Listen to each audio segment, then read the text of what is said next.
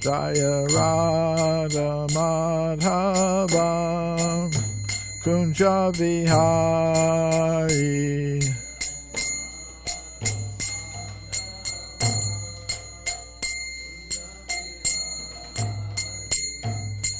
Gopi Jana Vallabham Girivardhari.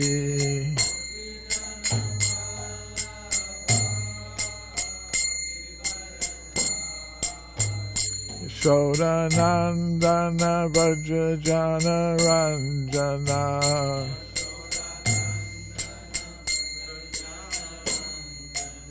Yamuna Tira Vanachari.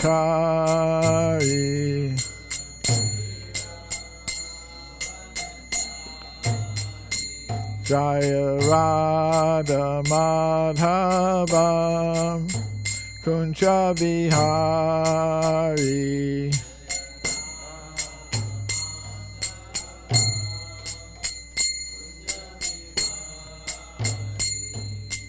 Gopi Jana Vallabham Girivardhari.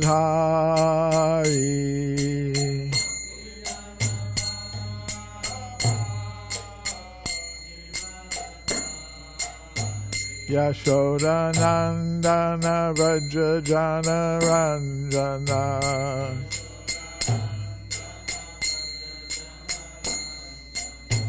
Yamuna Tira Vanachari.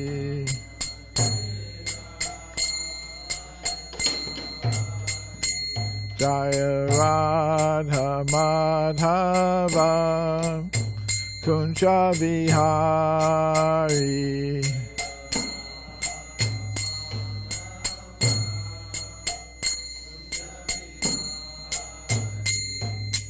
Gopi Jana Vallabham Girivardhari.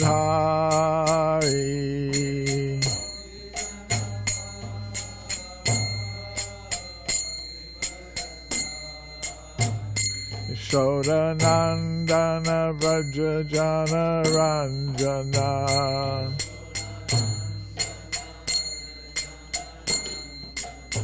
Yamuna Tira Vanachari.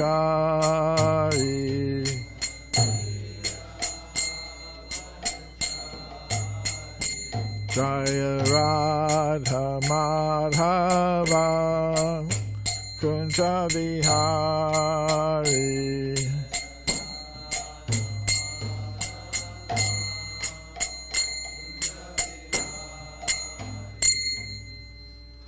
Jayam Vishnupad Paramahamsa Parvajakacharya Astar Sata Sri Srimad His Divine Grace A.C. Bhaktivedanta Swami Prabhupada Ki Jai. Nantakoti Vaishnavrinda Ki Jai. ISKCON Founder Acharya Srila Prabhupada Ki Jai. Grantaraj Srimad Bhagavatam Ki Jai. Gaur Premananda. All glories to the assembled devotees. All glories to Sri Sri Guru and Gauranga. Drutakarma, if I could make one announcement first, public service announcement. Okay. These powerful fans we have in the ceiling, they're not so powerful right now. Did something happen to them? And so I would just, as precaution, just make sure the social distancing maybe is our only thing. We have nice ventilation going on, but we don't have our powerful exhaust fan going very strongly. You may hear it, but it's not happening. I got to call Yamuna.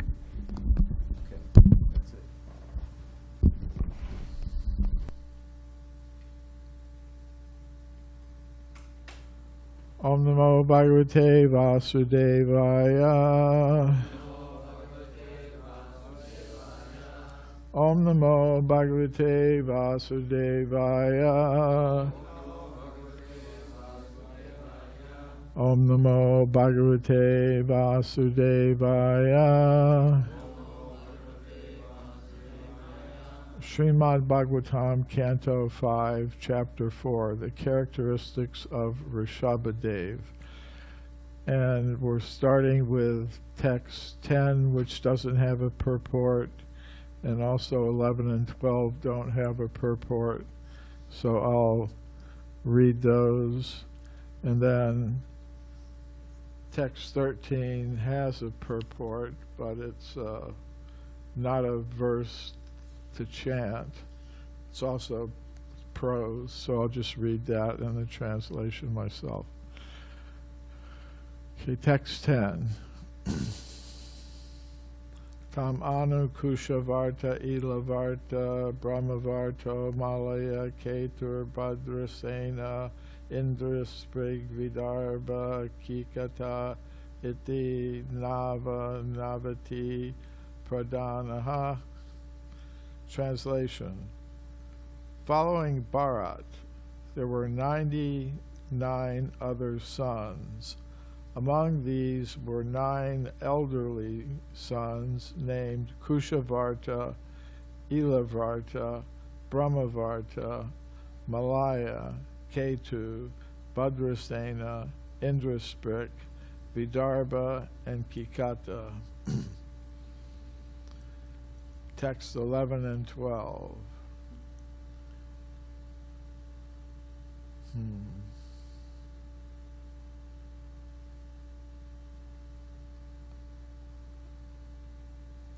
Havir antar riksha prabuddha pipalayanaha avirhotra ta drumilas ramasa karabhajanaha.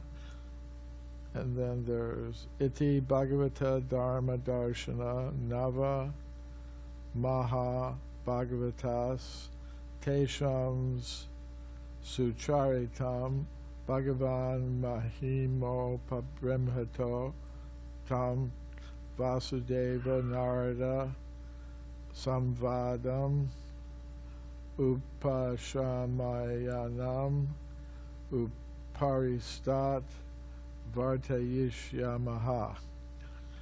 It's kind of strange because there's a verse and a prose thing together. Translation. In addition to these sons were Kavi, Havi, Antariksha, Prabuddha, Pipalayana, Avirhotra, Drumila, Chamas, and Karabhajana.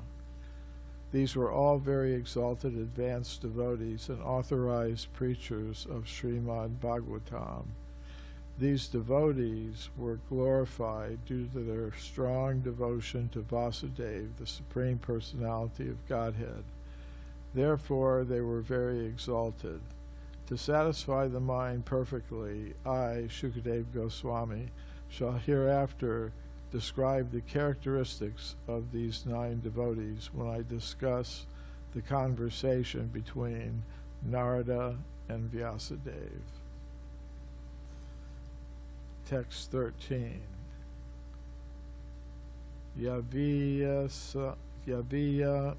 Yaviyamsha ekasitir jayanteyaha pitur adeshakara maha salina maha shrotriya yagyashila karma vishuddha brahmana babuvahu.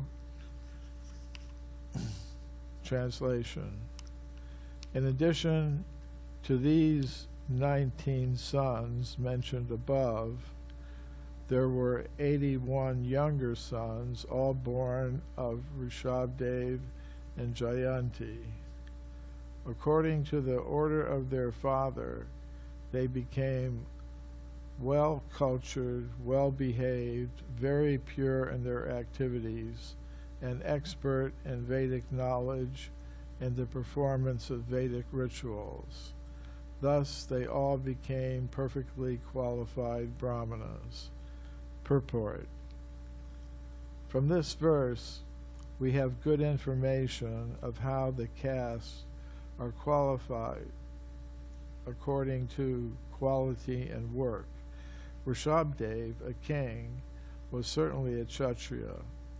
He had 100 sons, and out of them 10 were engaged as Kshatriyas and ruled the planet. 9 sons became preachers of Srimad Bhagavatam, Maha Bhagavats. And this indicates that they were above the position of Brahmanas.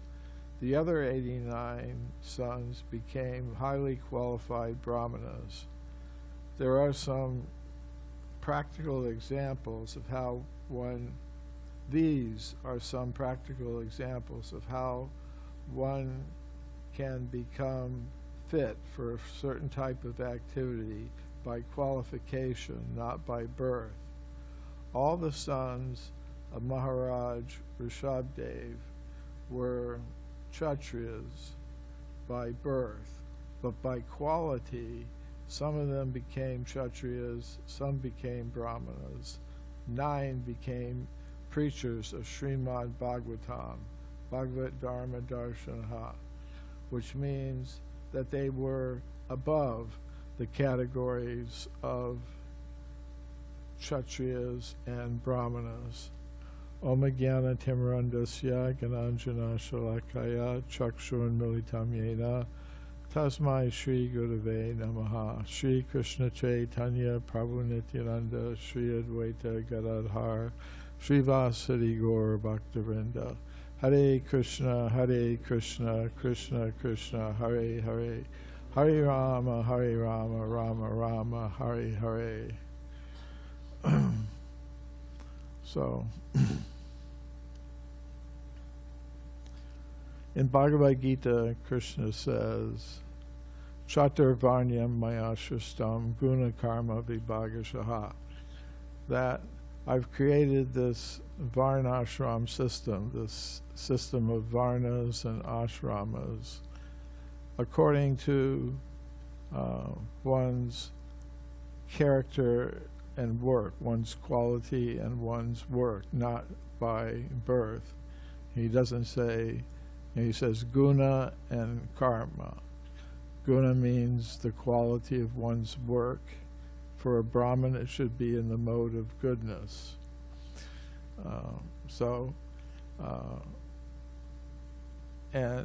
And the actual activities that one performs, if they're Brahminical and one is situated in the mode of goodness, then one is a qualified Brahmana, not by simply being born in a Brahmin family.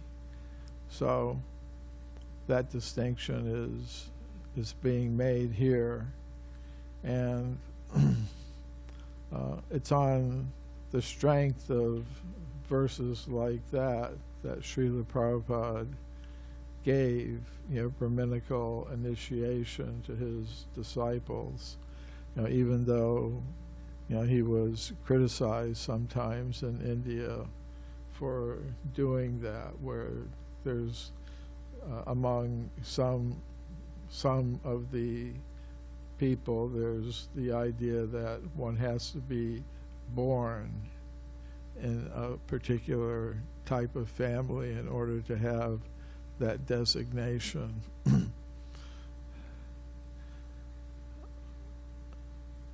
So these sons, it's mentioned a little bit earlier that the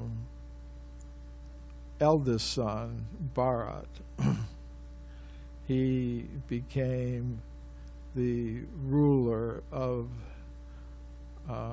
Bharatavarsha. And previous to this, the Varsha, the planet, was named, the Earth planet, what we call the Earth, was called Ajanaba Varsha, after Nabi. And since that time, since the time of Bharat Maharaj, it's been called Bharatavarsha. It's part of the whole Bhumandala planetary system, which is described a little bit later in the 5th canto of the Srimad Bhagavatam. And there's a central island Jambudweep, which has a golden mountain Meru rising from the center of it. And the Jambudweep, which is like a round mandala, is divided into 9 varshas. And this earth that we experience is, according to the Srimad Bhagavatam, part of that plain of Jambudweep in the center of many ring islands and oceans. So it's only in the Bharatavarsha, out of the 9, Bharatavarsha is called the Karma Kshetra. It's the place where you can earn pious credits by good karma, or you can accumulate bad karma and get a different result, get a different kind of body in a different location in the universe.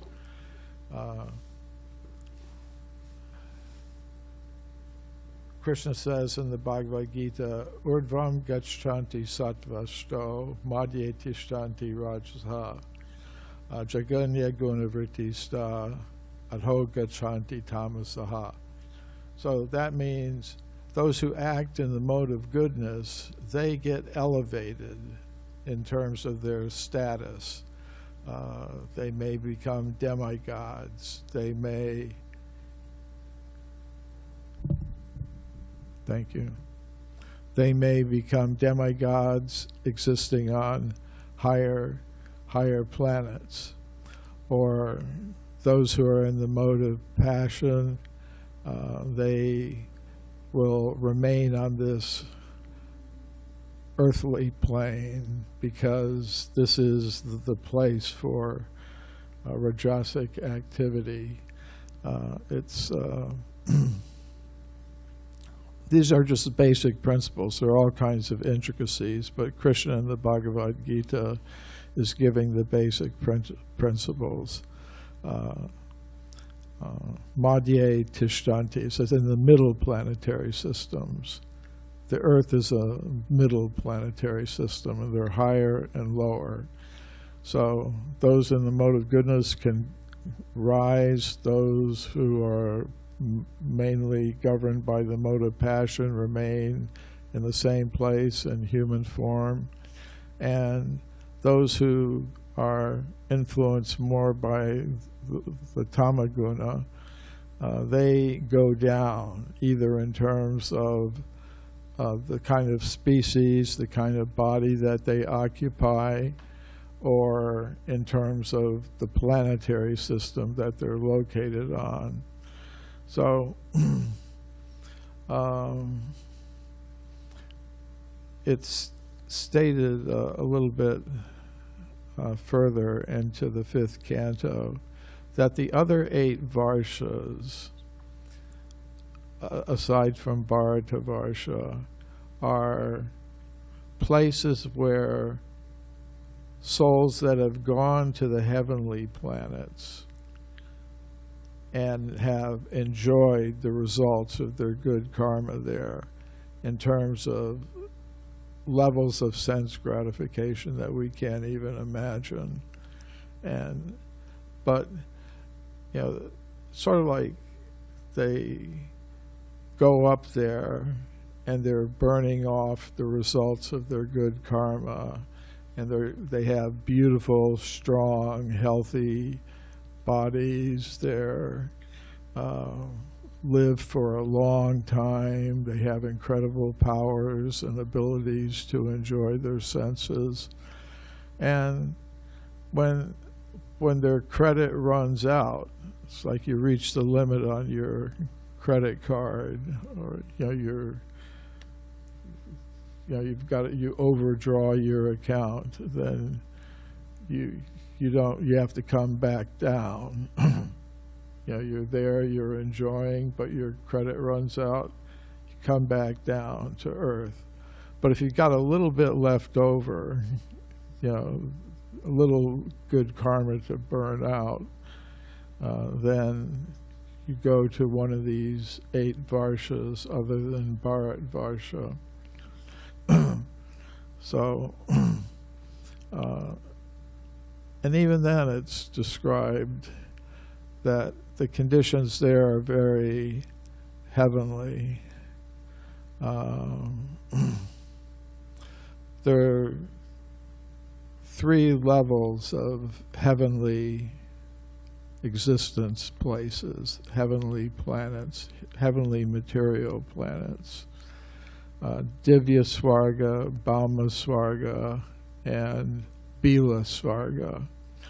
So Divya Svarga is the planets of the demigods, and Bhauma Svarga is heavenly places on earth, like maybe Hawaii or places like that, or these other varshas on Jambudvip. Those, according to the acharyas, are Bhauma Svarga. And then there's the Bila Svarga, the subterranean heavenly planets, where the Nagas and various asuras live. So, in these other varshas, people, it's stated in the Bhagavatam, live for 10,000 years. They have demigod-like bodies. They engage in sex life, but it's much different than Kali Yuga version of it, in that they can enjoy for their entire lives of 10,000 years. And in the last year, they may conceive a child. But other than that, they're free. Now, it may seem attractive in a way to some people, but still, Krishna explained in the Bhagavad Gita, you go up to the highest heavenly planet, you go anywhere in the universe, still, there's Abrahma Bhuvana Loka Punarvartana Arjuna. You could go from the highest to the lowest planet, and no matter what, you're still going to be frustrated and unhappy, because it never satisfies the soul, which requires another kind of pleasure, a higher taste. So, but Bharatavarsha is different. It's not for burning off one's good or bad karma. It's a place to determine one's future existence. It's where we can exercise our free will to take up the process of devotional service, as it's described by Rishabh Dev.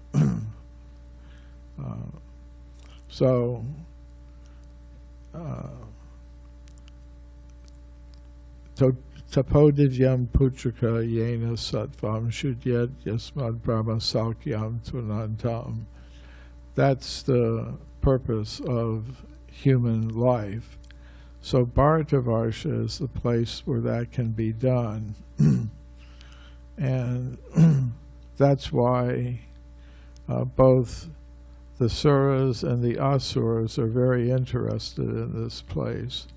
Even demigods, they want to come and take birth in Bharatavarsha, because there, very quickly in one lifetime, one short lifetime now in the Kali Yuga, one can become fully Krishna conscious, self-realized, and attain the highest goal of life. So it's it's a great bargain. Brahmanda Brahmate Kon Bhagavan Jeev Guru Krishna Prasadi Pai Bhakti Lata Bij. So the soul may be wandering all over the universe, the Brahmanda, going here and there, enjoying in the higher planets, suffering in the lower planets, coming to the other Varshas, aside from Bharatavarsha and Jambudweep. But they're still caught up in the cycle of birth, death, undergoing all kinds of miseries and complexities. You know, there's kind of a logic to the structure of the Bhagavatam, you know, where we get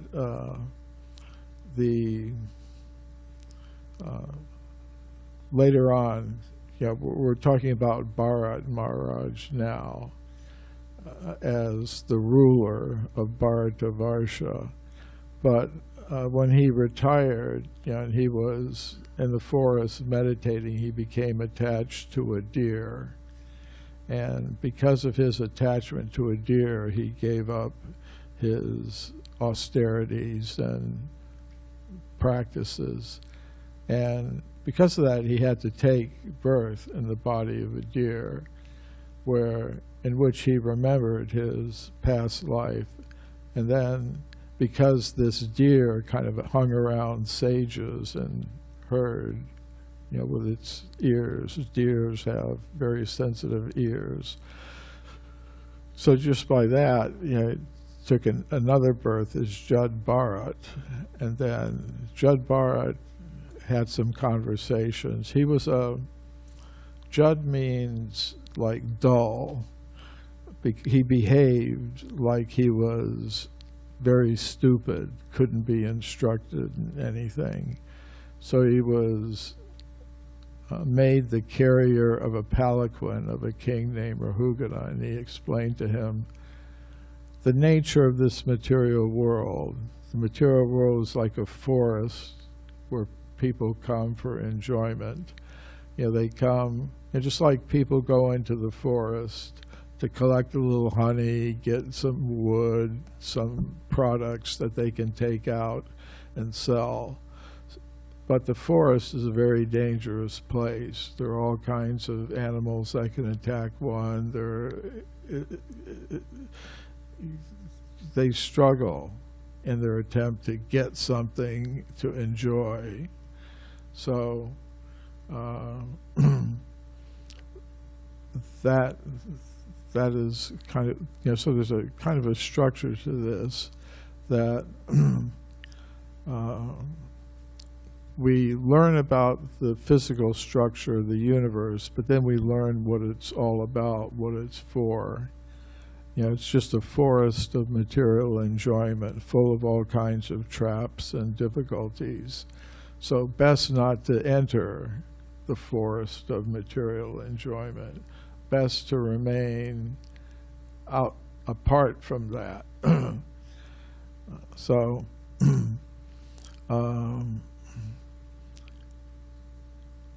Bharat, you know, he's a very interesting character. You know, it's amazing how everything in the Srimad Bhagavatam about the universe is connected with personalities. And, you know, these are very important personalities. I mean, sometimes people think history is, you know, like what's in the news, the latest political events, the latest disasters. But in the Srimad Bhagavatam, we're getting a selection of the most important events and personalities that have lived or acted on our planet. So, and gradually it's all leading up to Krishna, the appearance of Krishna in the 10th canto, at the end of the 9th canto too, it's mentioned. So,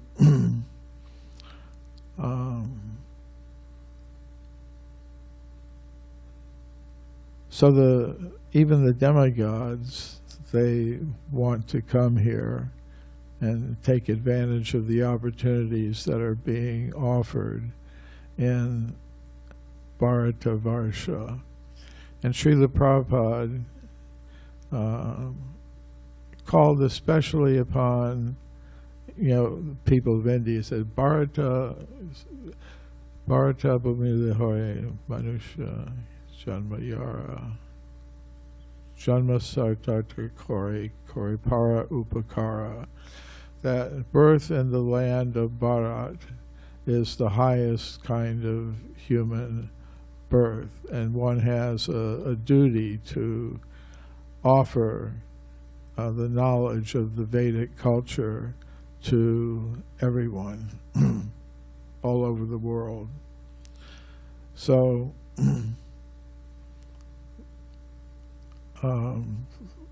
Varnashram Dharma is mentioned here, but it describes that the sons of Bharat, no, the sons of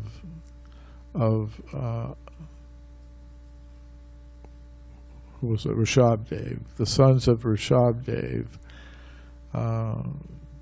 Some of them, 9 of them, were Bhagavats, Mahabhagavats, students of the Bhagavatam, teachers of the Bhagavatam. So Srila Prabhupada says here that they're beyond, the system of Varnas. So, in terms of our society, we are following Bhagavat Dharma, Bhagavat Vidhi, and Pancharatrika Vidhi.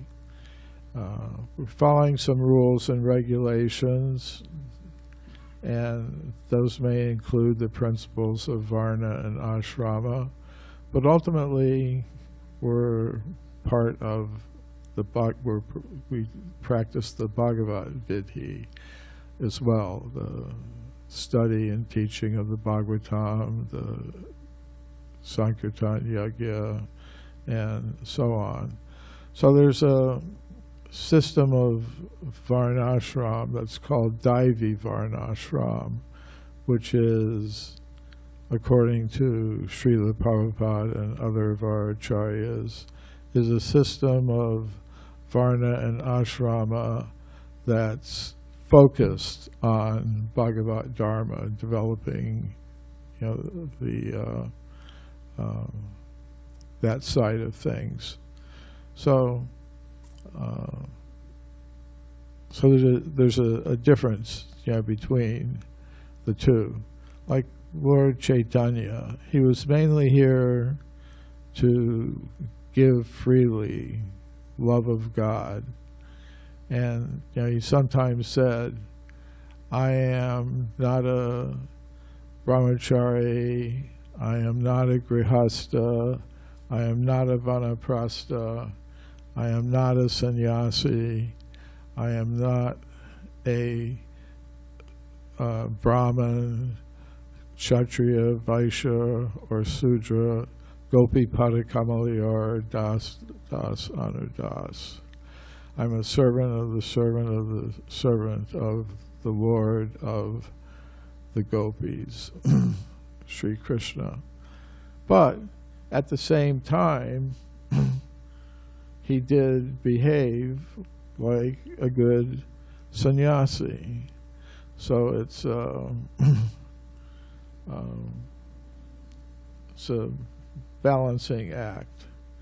We have to, like Lord Chaitanya did, follow the principles of his ashram and his varna, superficially, which he did that, while at the same time, cultivating this higher principle of spontaneous, loving, devotional service to Lord Krishna. So I'll stop there. Any comments? Hare Krishna. Drutakarma Prabhu, can I ask a question? Okay, so Dravida Prabhu says we have some local questions we're going to take first. Yes, Okay. I can wait, no problem. Okay. Yeah. Could I have something first? I'll give him the mic. Oh, okay. You were, I don't have a grasp on this, so you were talking about in the heavenly planets, how long do they live again? In the heavenly planets? It varies from different planets, heavenly planets, or it's... Yeah, it varies on... Brahma lives for the entire life of Lord Brahma. I mean, it's like Right. a breath of Mahavishnu. It's like 311 trillion years. And on other planets, they live, like the length of a kalpa, the length of a manvantar. They're different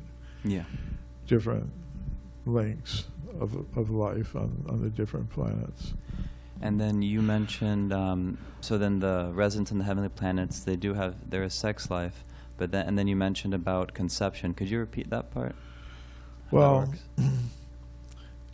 Srila Prabhupada explains, the Bhagavatam explains, that in Satya Yuga, on this planet, people are all absorbed in meditation and yoga and on Krishna and all like that. So there's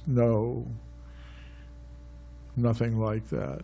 In Treta Yuga, it kind of starts a little bit, but in Treta Yuga, people live for 10,000 years. And it's like the position of the demigods in terms of conception of children.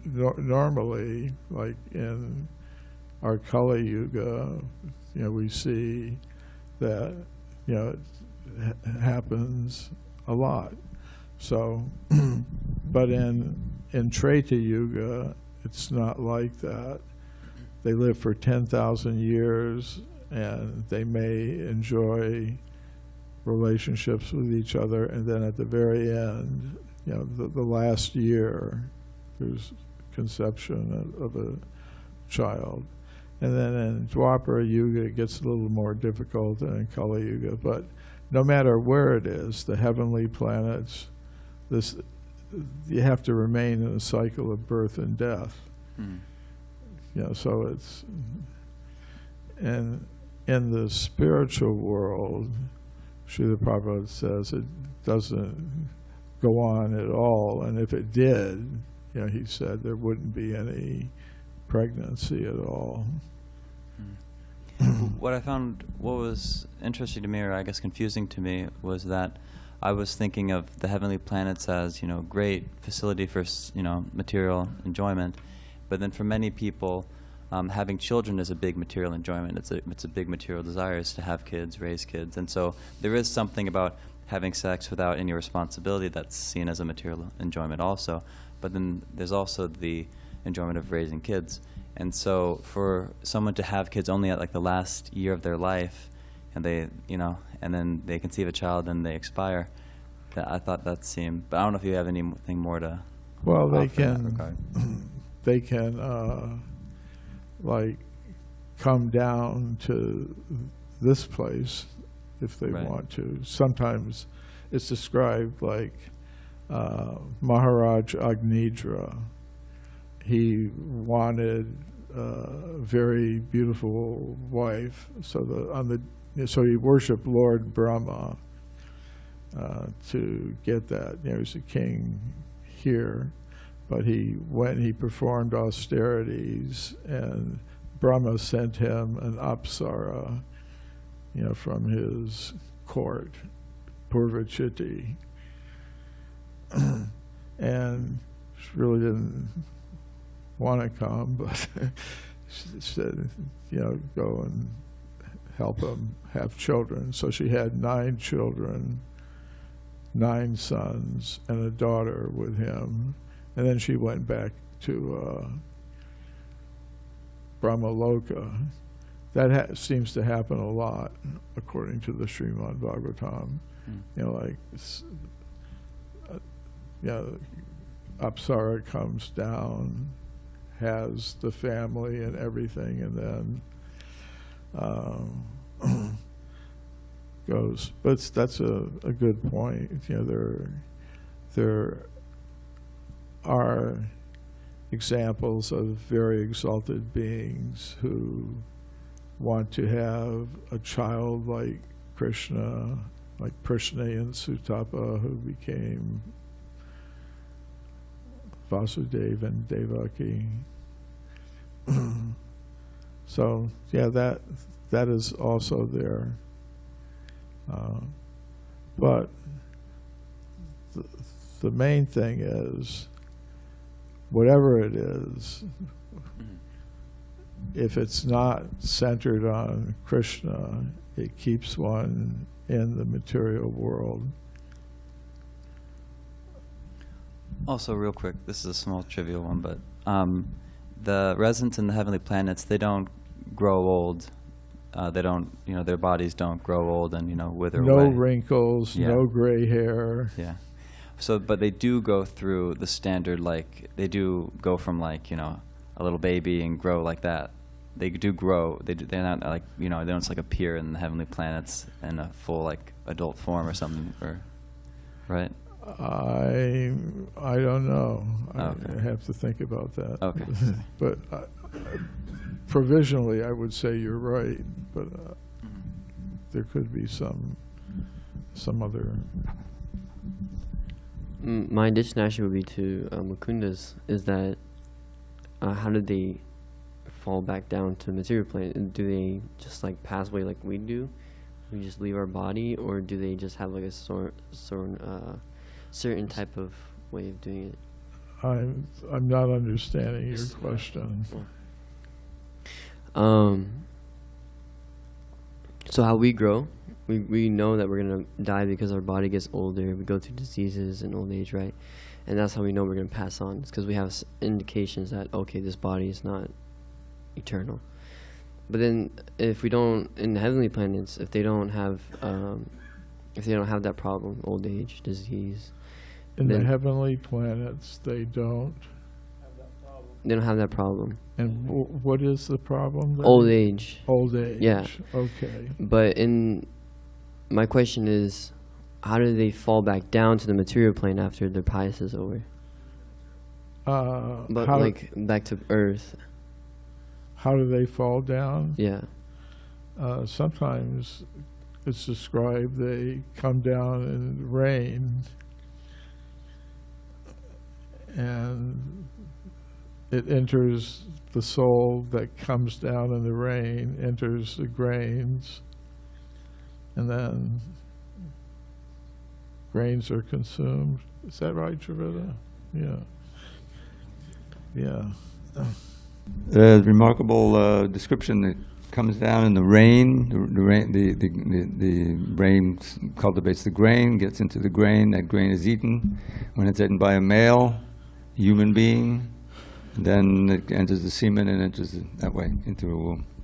Yeah.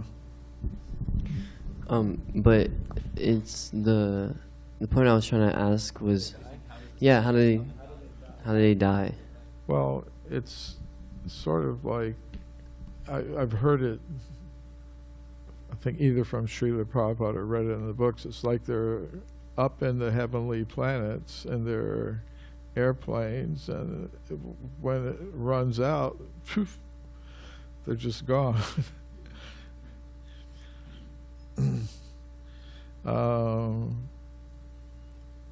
There's also some description of how in the subterranean heavenly planets, Krishna's Sudarshan chakra sometimes comes through, and it frightens the ladies into having miscarriages.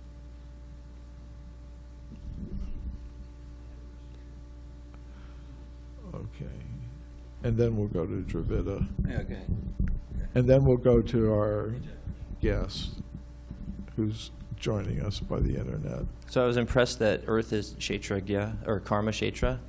so the field that we can create karma in.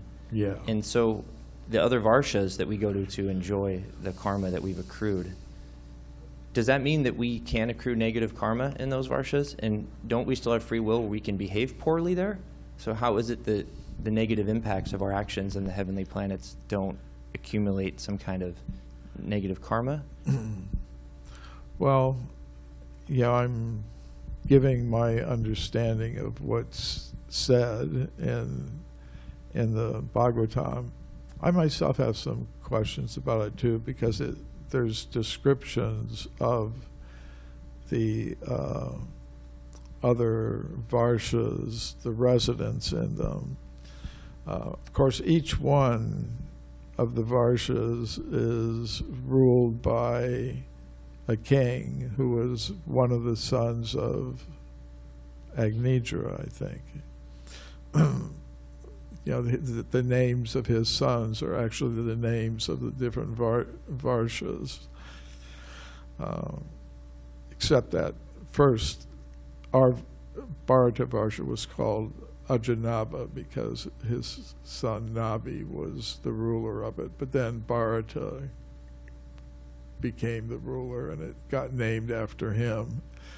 But the other varshas, in them there are different deities of Krishna, or different forms of Krishna that are worshipped. You know, I think in Hari Varsha, I think it is that Prahlad is there with all of his associates, and they're worshiping the Shringadev, you know, but I guess they could still be have demigod bodies and live for the 10,000 years and everything. So maybe the two things aren't contradictory. But as I was reading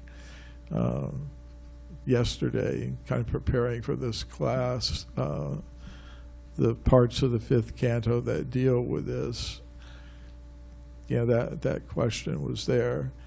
But generally, I mean, in several places, it's described like that Bharatavarsha is different than the other ones.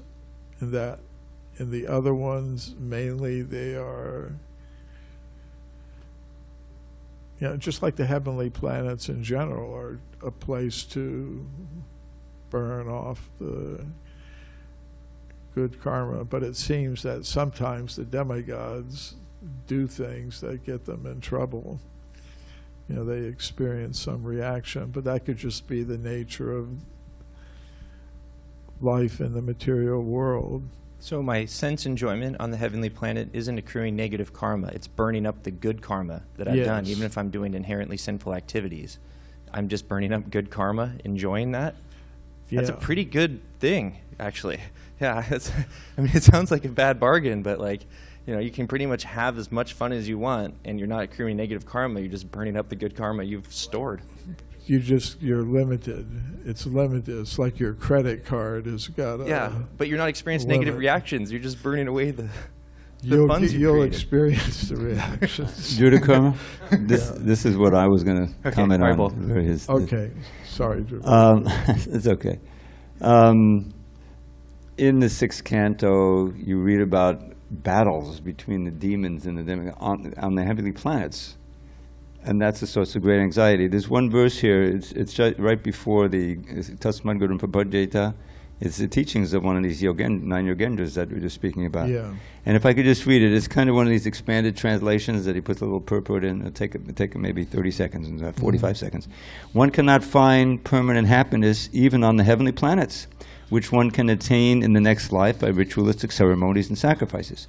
Even in material heaven, the living entity is disturbed by rivalry with his equals and envy of those superior to him. And since one's residence in heaven is finished with the exhaustion of pious fruitive activities, the denizens of heaven are afflicted by fear, anticipating the destruction of their heavenly life. Thus they resemble kings who, though enviously admired by ordinary citizens, are constantly harassed by enemy kings, and who therefore never attain actual happiness. So it's not so heavenly on the heavenly planets. Yes. Okay, so our person on the internet can ask? Yes, yes, Drutakarma Prabhu, my humble obeisances, all glories to Srila Prabhupada. Prabhu, the quote is as follows, quote, one who has taken his birth as a human being in the land of India, Bharatavarsha, should make his life successful and work for the benefit of all other people, end quote. So my question is, how far am I allowed to go related to my own spiritual success in order for me to benefit all other people? In other words, how selfish am I allowed to be in order to help everyone else?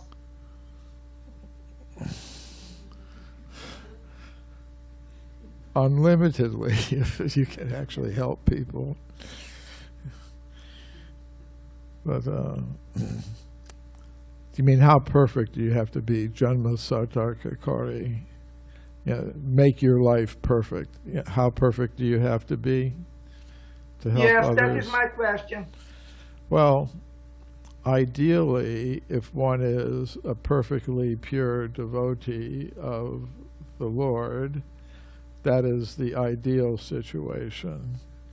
But others, if they are perhaps not on that platform, but they are following the instructions of a pure devotee like Srila Prabhupada, who made it his mission to spread Krishna consciousness outside of India to people of non-Indian, of course within India too, but especially his special mission was outside.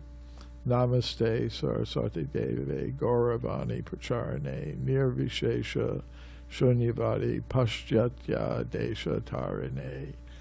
So, and Bhaktivinoda Thakur also had this vision that the people from Germany and Russia and America would come and join the Bengalis in Mayapur, chanting the holy names of the Lord. So if one follows, takes up the mission in Srila Prabhupada's movement, then one may not be on the perfect level of perfecting one's life, but one, by doing that, one will perfect one's life. Thank you for the nice questions.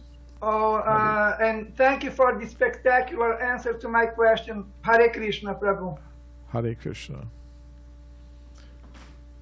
Anything else? Okay. Hare Krishna. All glories to Sri.